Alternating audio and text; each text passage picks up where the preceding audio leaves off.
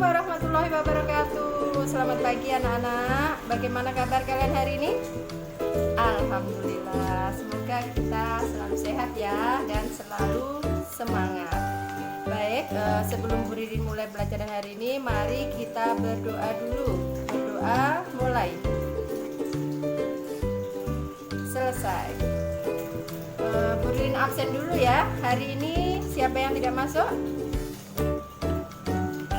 Masuk semua, nihil ya. Pada minggu kemarin ya anak-anak, kita sudah membahas materi tentang objek IPA dan pengamatannya. Salah satunya adalah bagaimana kita mengamati objek IPA dengan menggunakan mikroskop. Nah, ada yang masih ingat bagian-bagian dari mikroskop? Ya, Santi silakan.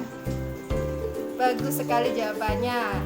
Jadi memang mikroskop itu kita gunakan untuk melihat benda-benda yang tidak bisa dilihat dengan kasat mata. Jadi kita memerlukan mikroskop untuk melihat benda tersebut. Sedangkan untuk materi hari ini anak-anak, kita akan membahas tentang klasifikasi makhluk hidup. Nah, tujuan dari pembelajaran hari ini adalah agar kita mengetahui ciri-ciri makhluk hidup dan ciri-ciri makhluk tak hidup. Selain itu, dengan mempelajari materi ini, anak-anak, kita akan memahami sistem klasifikasi makhluk hidup, sehingga kita juga akan mengenal nama-nama ilmiah dari makhluk hidup tersebut. Sekarang coba dibuka LKS-nya masing-masing. Silahkan dibuka halaman 23 bab 2 tentang klasifikasi makhluk hidup.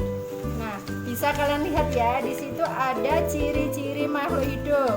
Apa saja ciri-ciri makhluk hidup? Iya, Santi silahkan. Iya, bagus sekali. Bagaimana? Dina mau menambahkan? Betul sekali.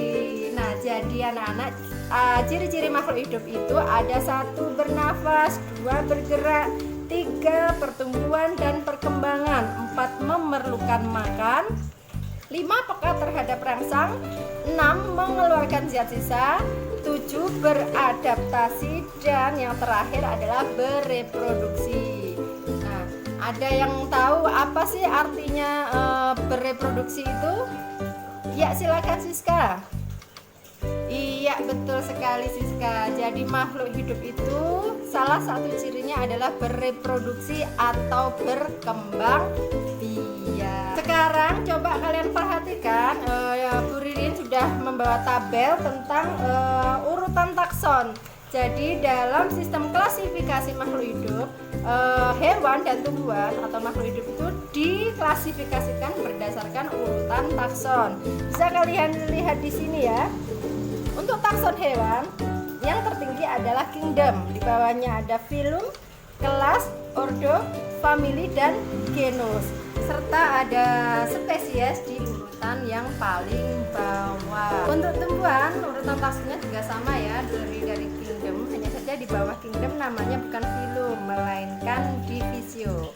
Di bawahnya ada kelas, ordo, family, genus, dan spesies. Nah, untuk mengklasifikasikan makhluk hidup ini ada dasar-dasar klasifikasi yang dilakukan. Yang pertama adalah menyebutkan persamaan dan perbedaan yang dimiliki makhluk hidup tersebut. Yang kedua adalah menyebutkan ciri tubuh, morfologi, dan anatomi. Yang terakhir adalah manfaat, ukuran, tempat hidup, dan cara hidup.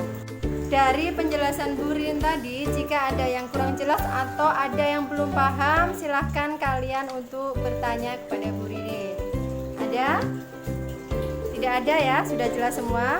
Baik. Jadi dari pembelajaran materi hari ini bisa kita ambil kesimpulan jika untuk mengklasifikasikan makhluk hidup itu tidak bisa dilakukan dengan seenaknya, tetapi harus dilakukan berdasarkan dasar-dasar klasifikasi yang sudah ditetapkan. Nah, untuk memperdalam pengetahuan kalian tentang materi hari ini, silahkan nanti di rumah dicari artikel, bisa dari YouTube, dari internet, ataupun koran dan majalah lainnya tentang sistem klasifikasi makhluk hidup.